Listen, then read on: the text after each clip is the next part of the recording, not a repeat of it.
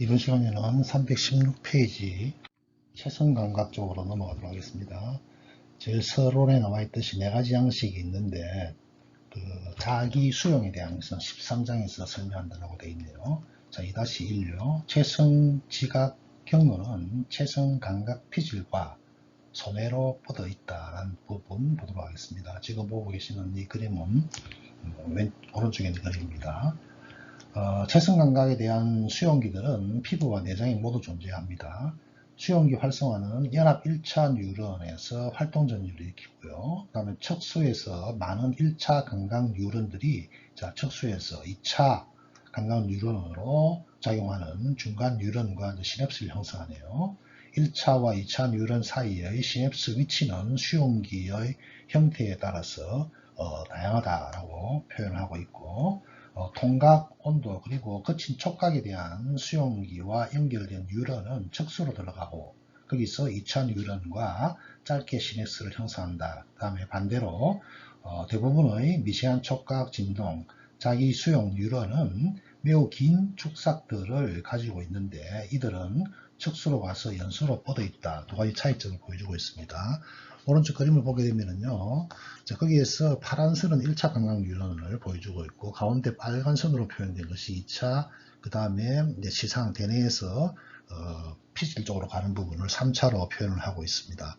자, 거기에 초록색으로 되어 있는 1차, 2차, 3, 4까지 쭉 보기 바랍니다. 자, 1번 같은 경우에는 통증, 온도, 거친 촉각, 방금 이야기했듯이 척수에서 중간에 교차한다 그랬고요. 그 다음에 섬세한 촉각, 진동, 고유감각들은 연수에서 중간선을 교차하는 그림, 즉 그 선 그림이 있어서 교차되는 모습들을 좌우로 보여주고 있습니다. 그래서 그 밑에 있는 표 역시 마찬가지로 첫 번째 1차 감각, 2차 감각, 연수 차이점이 나오고 있고 밑에는 척수에서 차이점이 있고 동일하게 3차 감각 뉴런은 시냅스 형성 이런 것이 이제 마지막으로 감각으로 해서 시상을 거쳐서 시상에서 모든 것이 통합이 되고 4번으로 연결되고 있습니다. 4번은 다음 페이지 그림 체성감각 피질로 해서 우리 대뇌의 각 해당하는 부분 영역으로 이렇게 뻗어나가는 모습을 보여주고 있습니다.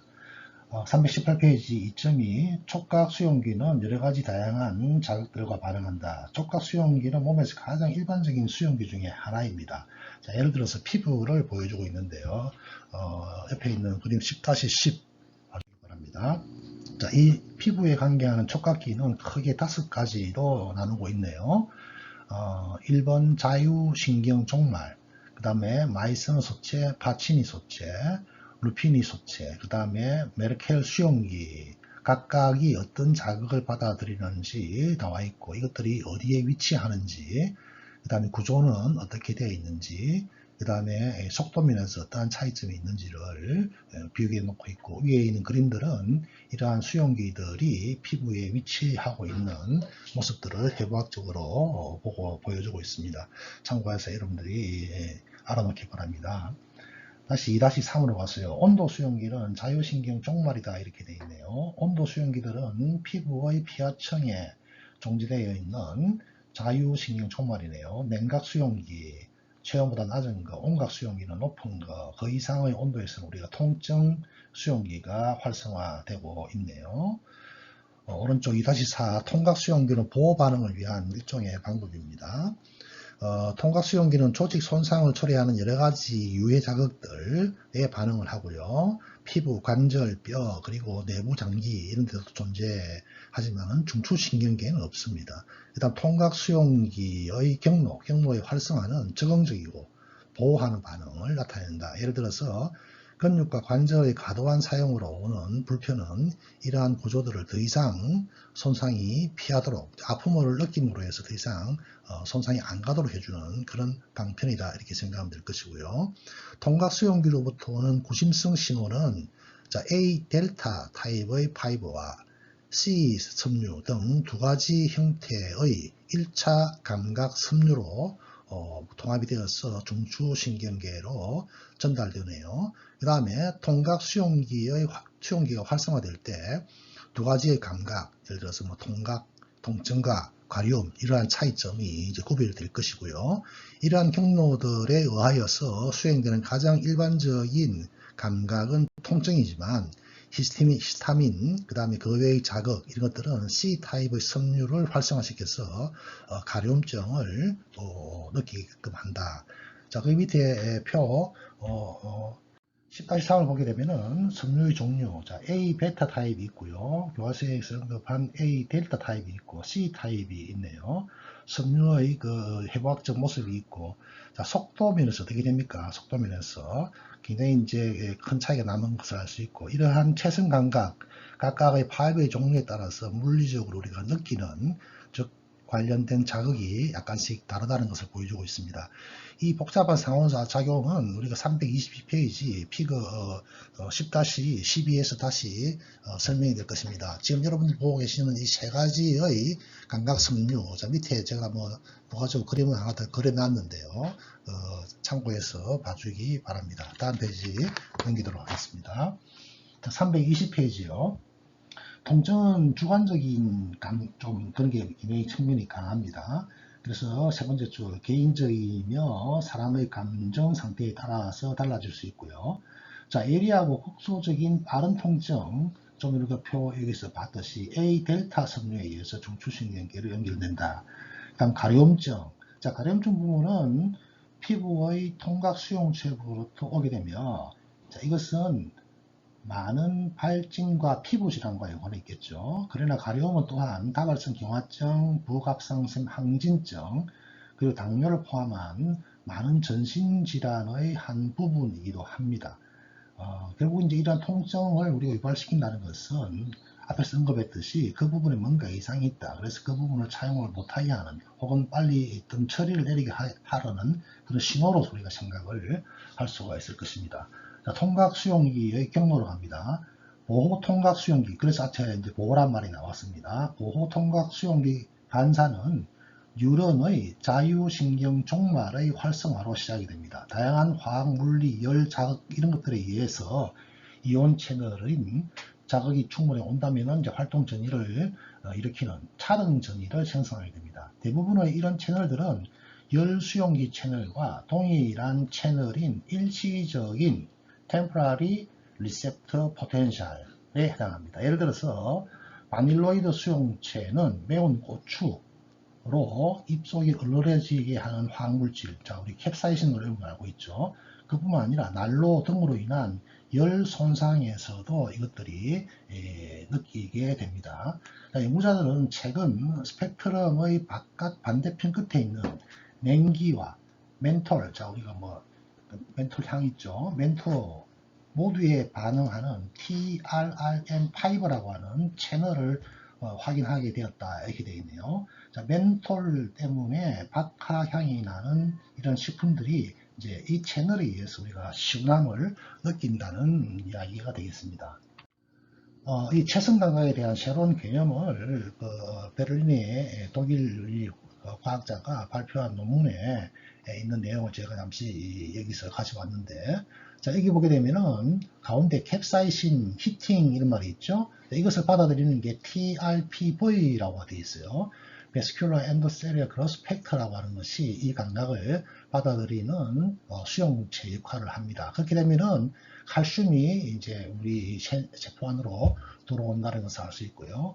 자, 그 옆에 보니까 TRPM5 우리 교과서에 언급했던 거예요. 그리고 맨솔이 나오죠. 맨솔이 나오고, 그 다음 쿨링 이런 것들이 여기에서 통해서 느껴진다는 거죠. 거기 보면 아이실린이라고 하고 있는데, 이거는 그 TRPM5의 포텐셜한 어떤 아고니스트 역할을 하는 것입니다. 아고니스트 역할을 하니까 동일한 반응을 일으키게 될 것입니다. 결국은 이런 그 캡사이신이나 히팅이나 맨솔이나 쿨링 이런 것들은 이런 그 어떤 채널을 통해서 칼슘이 들어옴으로 해서 감각의 감지가 이루어지게 된다는 것입니다. 근데 최근 들어서요, 여러분들 제가 지금 보여주고 있는 이 슬라이드의 맨 밑에 부분을 한번 보게 되면은 TRVP1이라고 하는 거예요. 좀 이렇게 캡사이신이나 히팅 이런 것을 받아들인다고 그랬죠.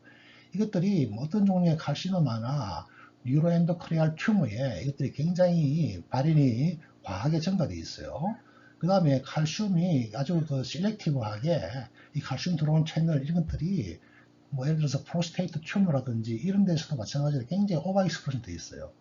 그래서 최근 이제 일부 연구자들은 도대체 우리 그동안에 캡사이신, 히팅, 뭐 쿨링, 맨솔 이런 것들을 단순하게 우리가 어떤 그 감각적인 측면에서 봤는데 이게 도대체 암과 무슨 연결이 있느냐에 대해서 많은 관심을 가지고 연구를 하고 있습니다. 그래서 소개할 겸 시간이 없지만 제가 간단하게 말씀을 드렸습니다. 자, 그 다음 배웠어요. 조직 손상 부위에서 염증 반응을 일으키는 화학물질들은 통각 수용기를 활성화시키거나 혹은 활성화 역치를 낮춤으로 해서 민감하게 할 수 있습니다. 조직 손상에 있어 방출되는 국소 화학물질, 여기는 이제 K 플러스가 해당이 되고요. 그 다음에 히스타민도 포함이 되어 있고, 조직 손상이 일어나게 되면 손상된 세포들의 내용물들이 파괴되어서 밖으로 빠져나오겠죠. 그죠? 이제 그 중에 포함되어 있는 이제 프로스타글란딘, 여러분들 염증 일으키는 유발 인자로 배운 바가 있죠. 이런 것도 해당하고 있고, 그 다음에 세로토닌은 조직 손상에 의해서 활성화된 혈소판으로서 방출되는 물질이고요. 또 우리가 피물질, 다른 데서 알아봤던 피물질로 알려진 펩타이드는 1차 감각 뉴런에 의해서 분비가 됩니다. 이런 것들이 전부 다 이제 조직 손상에 의해서 분비된다는 거죠.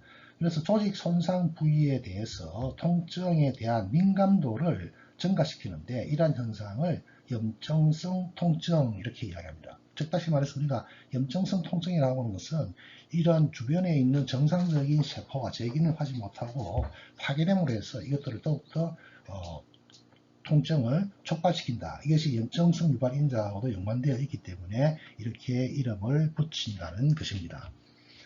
320페이지 오른쪽 가운데 아래 보이게 되면은 볼더체로 허혈이라고 되어 있는 부분, 그 부분 한번 보고 넘어가도록 하겠습니다.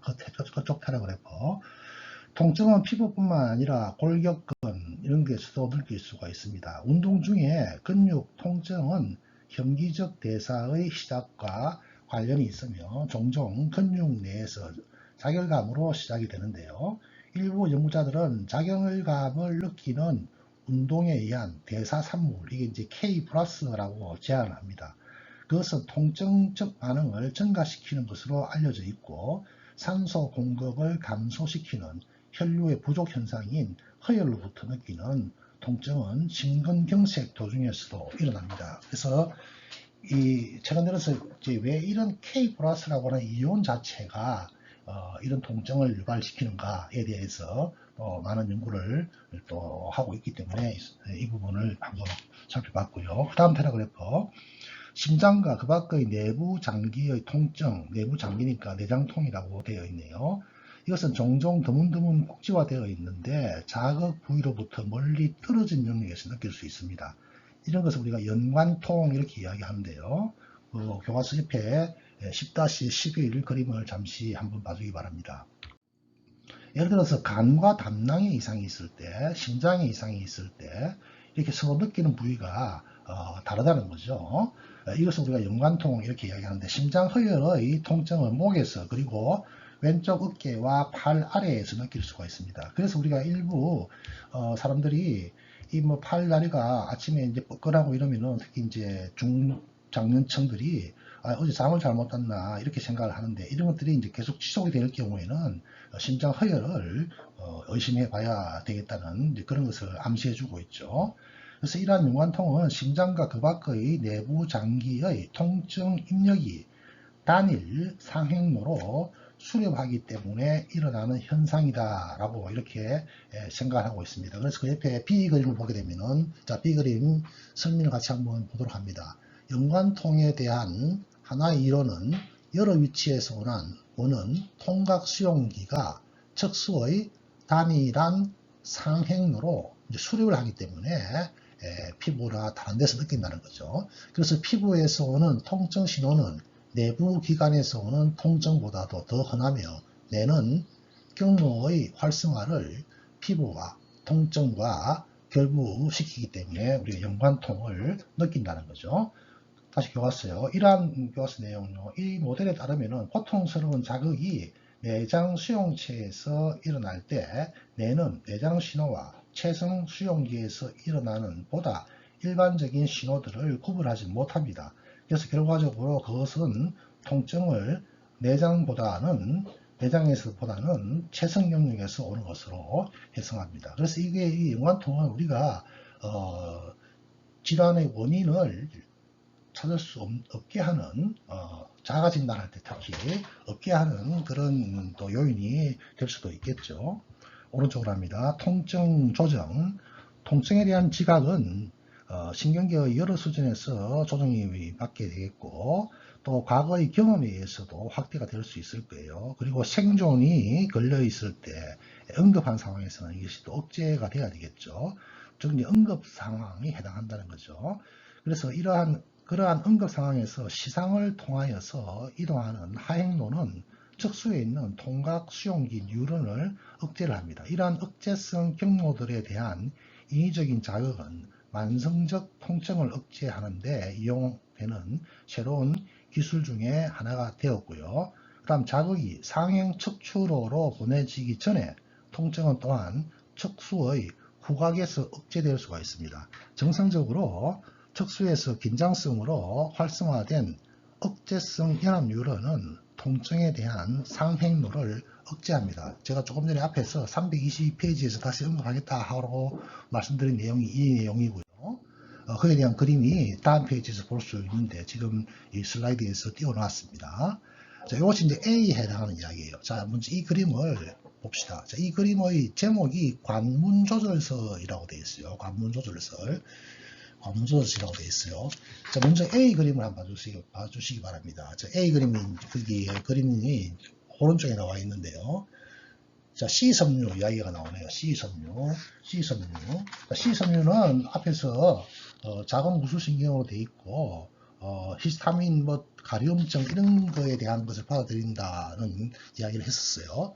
자, 거기 보니까 C섬유로부터 입력이 없으면 강한 활성 억제성 중간 뉴런이 통증 신호를 줄일 수 있다. 이렇게 되어 있네요.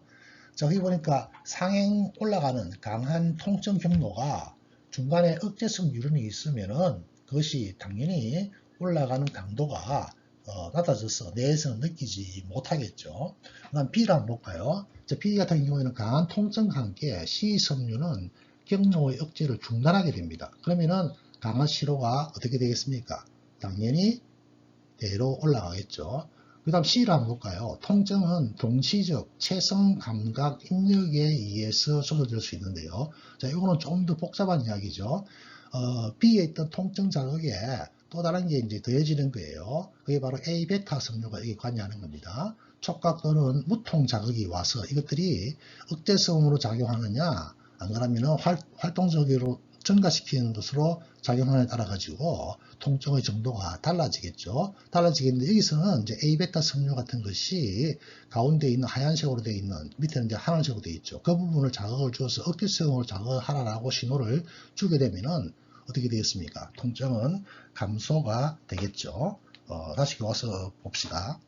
321페이지 두 번째 줄요. 끝에서 보게 되면은 통각 수용기로부터 오는 C섬유들은 억제성 열합 뉴런과 시냅스를 형성하고 지금 B 이야기를 하고 있어요. 고통스러운 자극에 의해서 활성화될 때 C섬유들은 동시에 상행로를 흥분시키게 되겠고 긴장성 억제를 차단하는 역할을 하게 되겠고요. 이러한 작용은 C섬유로부터 오는 통증 신호가 방해받지 않고 뇌로 이동해 가는 그래서 뇌에 강한 통증이 그대로 가는 B의 그림을 설명해 주고 있습니다.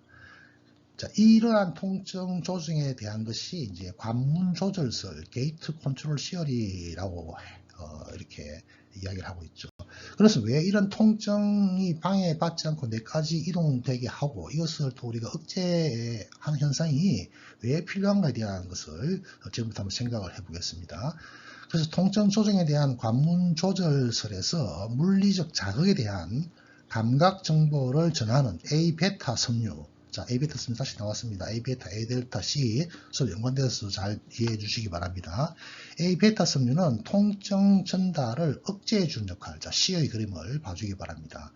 자, A베타 섬유는 억제성 연합 뉴런과 시냅스를 형성하게 되는 모습을 이 그림에서 볼 수가 있죠. 그렇게 되면은 연합 뉴런의 억제성 활성이 증가되겠죠.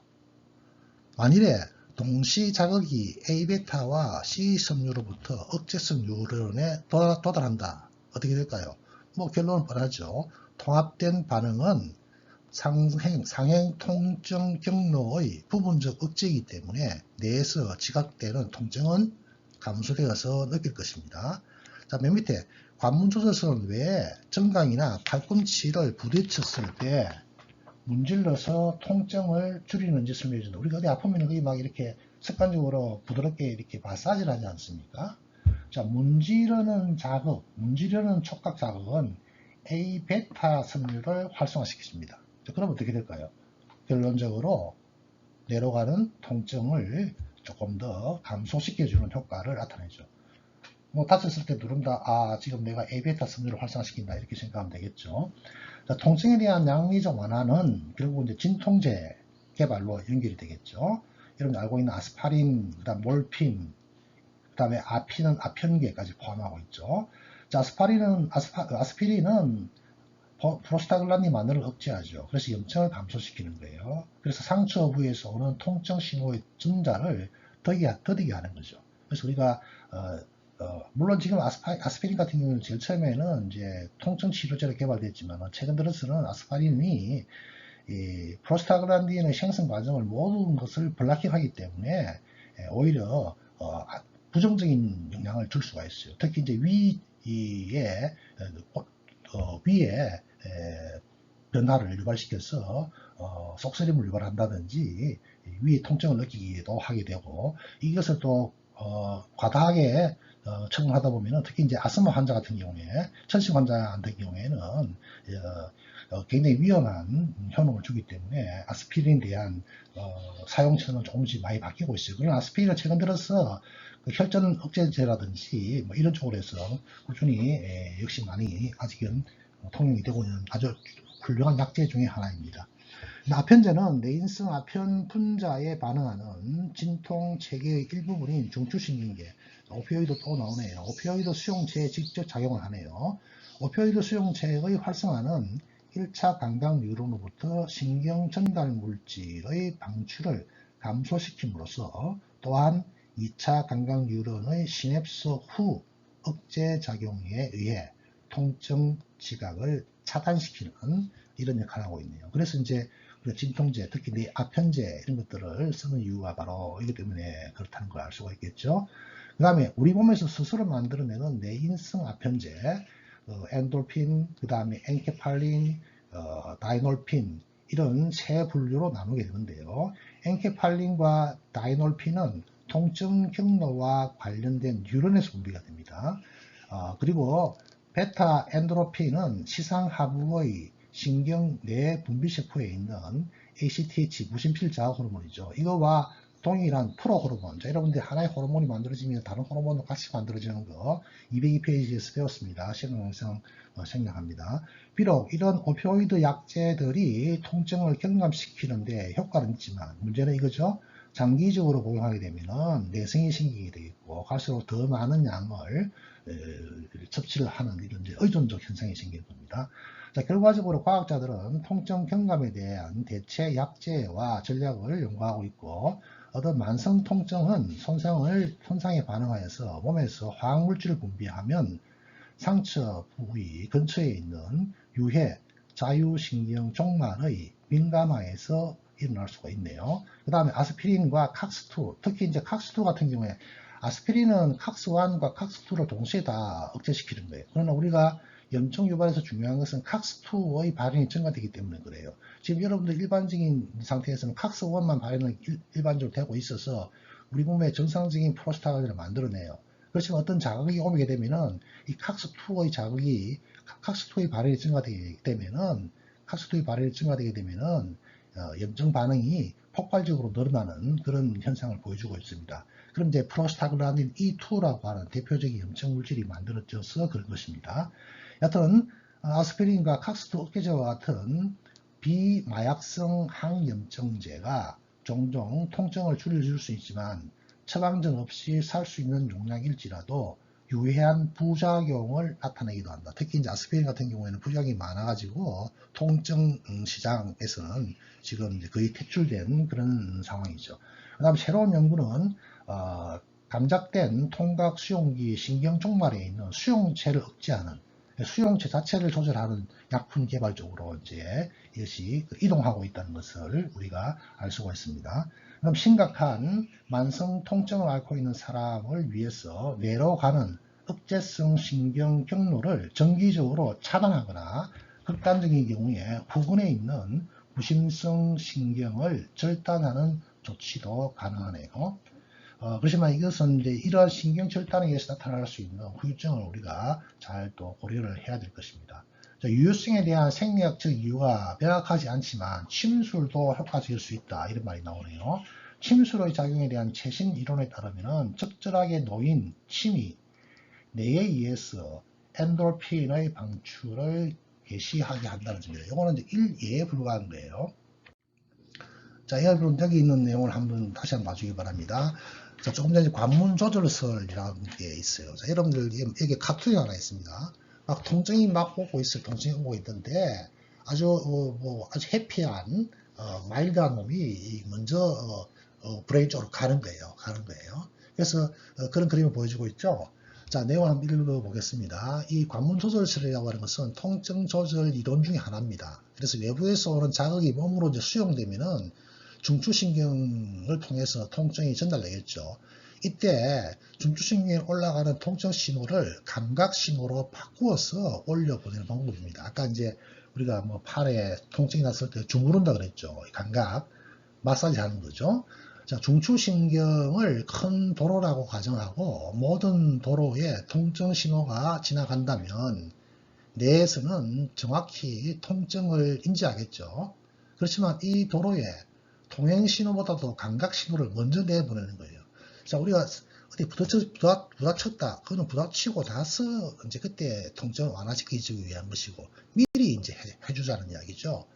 그래서 통증 신호보다도 감각 신호를 먼저 보내어서 통증 신호가 도달하지 못하게 하자. 그러면은 이제 뇌에서 통증의 신호가 줄어들 것이다. 이런 이제 이야기가 되겠습니다. 우리 교과서에서 뭐 침술 이야기를 했는데 사실 우리 한의학 분야에서 굉장히 지금 신경 생리학 부분에 침술의 영역이 확대되고 있음은 정확한 사실입니다. 그렇지만 불행하게도 이런 많은 연구들이 중국계 미국에 있는 학자들이나 이런 분들에 의해서 지금 주도적으로 이루어지고 있다는 게 굉장히 좀 안타까운 현실입니다. 물론 우리나라의 과학자들도 침술에 의한 통증 억제 연구를 많이 하고는 있습니다만은 아직까지 여전히 많이 미비합니다. 밑에 보니까 게이트 컨트롤 시어리라고 하나 있고 또 하나는 게이트 컨트롤 시어리 인 아큐펑처라고 하는 뭐 이런 것들을 여러분들이 구글에서 쉽게 찾아볼 수가 있고요. 여기 들어가 보면은 침술을 활용해서 통증을 억제시키는 데에 대한 강의 자료를 여러분들이 쉽게 접할 수가 있습니다. 시간이 되시는 분들은 참고해 주시기 바랍니다. 이번 시간 수업 이걸로 마치도록 하겠습니다. 수고하셨습니다.